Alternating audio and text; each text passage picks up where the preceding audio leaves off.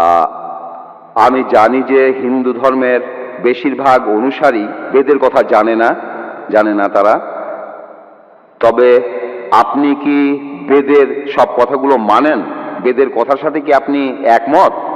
হিন্দু ধর্মের মধ্যে কিছু কিছু লোক আছে, তারা তারা বেদ পড়ে, কিন্তু বেশিরভাগ অনুসারী বেদের কথাগুলো জানে না।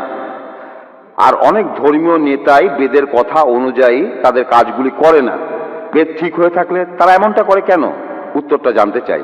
ভাই, আপনি যে প্রশ্নটা করেছেন, প্রথম অংশটা হলো বেদের কথাগুলো আমি পুরোপুরি বিশ্বাস করি কি না। 2 নম্বর পয়েন্ট, যে এই বেদ হাতে গোনা কিছু হিন্দু জ্ঞানী লোকেরা, তারা ছাড়া এই বেদ আর কেউ পড়ে না কেন? 1 নম্বর পয়েন্ট, আমি কি বেদের সব কথাগুলোই বিশ্বাস করি? যদি ভালো করে দেখেন, আল্লাহ পবিত্র কোরআনে বলছেন, সূরা রাদের 38 নম্বর আয়াতে উল্লেখ করা আছে, আল্লাহ বলছেন যে তোমার পূর্বে আমি অনেক রাসূল প্রেরণ করিয়াছিলাম, লিকুল্লি নাজিলিন কিতাব, প্রত্যেক যুগে রাসূল প্রেরণ করছি। পবিত্র কোরআনে 4টা কিতাবের নাম আছে, তাওরাত, জাবুর, ইনজিল আর কোরআন। পবিত্র কোরআন হলো আল্লাহ তাআলার সর্বশেষ আর চূড়ান্ত আসমানি কিতাব, নাজিল হয়েছিল সর্বশেষ আর চূড়ান্ত নবী মুহাম্মদ সাল্লাল্লাহু আলাইহি সাল্লামের উপর। এখন বোম্বেতে আমাকে একজন প্রশ্ন করেছিল, বেদকে আমি ঈশ্বরের বাণী মনে করি কি না। আমি কি বেদকে সম্পূর্ণ সঠিক মনে করি? দেখেন, নাম দিয়ে মাত্র 4টার কথা বলা হয়েছে, তাওরাত, জাবুর, ইনজিল আর কোরআন, কিন্তু আল্লাহ তাআলা আরো আসমানি কিতাব নাজিল করেছেন।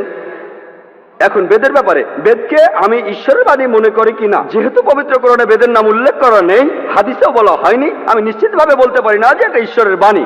আমি এখন বলবো এটা হতে পারে, এমন হতে পারে আবার নাও হতে পারে। কিন্তু বেদ যদি ঈশ্বরের বাণী হয়েও থাকে, বেদ ছিল সেই সম্প্রদায়ের জন্য আর সেই সময়ের জন্য। বর্তমানে আমরা মানব সর্বশেষ আর চূড়ান্ত আসমানি কিতাবকে, অর্থাৎ পবিত্র কোরআন, পুরো মানুষ জাতির জন্য। 2 নম্বর প্রশ্ন, আমি বেদের সবকিছু বিশ্বাস করি কিনা। আল্লাহ পবিত্র কোরআনে সূরা বাকারার 79 নম্বর আয়াতে বলেছেন, ফাওয়াইলুল লিল্লাযিনা ইয়াকতুবুনাল কিতাবা বিআইদিহিম সুম্মা ইয়াকুলুনা হাযা মিন ইনদিল্লাহ লিয়াশতারু বিহি সামানান কালিলা ফাওয়াইলুল লাহুম মিম্মা কাতাবাত আইদিহিম ওয়াইলুল লাহুম মিম্মা ইয়াকসিবুন। দুর্ভোগ তাহাদের যাহারা নিজ হাতে কিতাব রচনা করে তুচ্ছ মূল্য প্রাপ্তির জন্য বলে, ইহা আল্লাহর নিকট হইতে। দুর্ভোগ তাহারা যাহা উপার্জন করিয়াছে, দুর্ভোগ তাহারা যাহা লিখিয়াছে। তাহলে বুঝতে পারছি যে মহান সৃষ্টিকর্তার সব আসমানি কিতাবই সময় চলে যাওয়ার সাথে সাথে বাতিল হয়ে যায়, পরিবর্তিত হয়ে যায়। বর্তমানে ইনজিলকে অবিকৃত অবস্থায় পাওয়া যাবে না। আমরা যে বাইবেল দেখি সেটা ইনজিল নয়, যেটা যীশু খ্রিস্টের উপর নাজিল হয়েছিল। সময়ের সাথে সাথে এগুলো বদলে গেছে। তাই বেদ যদি ঈশ্বরের বাণী হয়েও থাকে, বেদ পুরোপুরি অবিকৃত অবস্থায় এখন নাই। হিন্দু পণ্ডিতরা এই ব্যাপারে একমত।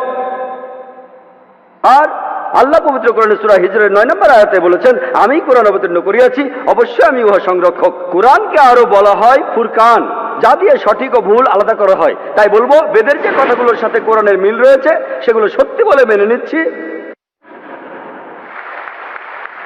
যেগুলো মেলে না সেগুলো বাদ দিচ্ছি। কারণ হিন্দু পণ্ডিতরা বলেন যে বেদ অবিকৃত অবস্থায় নেই। আমি কি করছি, কোরআনের সাথে বেদের যে কথাগুলো মিলছে সেগুলো মেনে নিচ্ছি, এটা ঈশ্বরের বাণী হতে পারে। কিন্তু আমি বেদের সব কথাই মেনে নিচ্ছি না।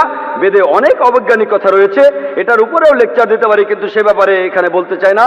বেদের অনেকগুলো বৈজ্ঞানিক ভুল নিয়ে কথা বলতে পারি। তাই আমি বলছি যে কোরআন হলো ফুরকান, আর এটাতে এই পরীক্ষা করে দেখব, যদি এর সাথে মিলে যায় তাহলে এ কথা মানব যে এই অংশটা একেবারে সঠিক। আশা করি উত্তরটা পেয়েছেন।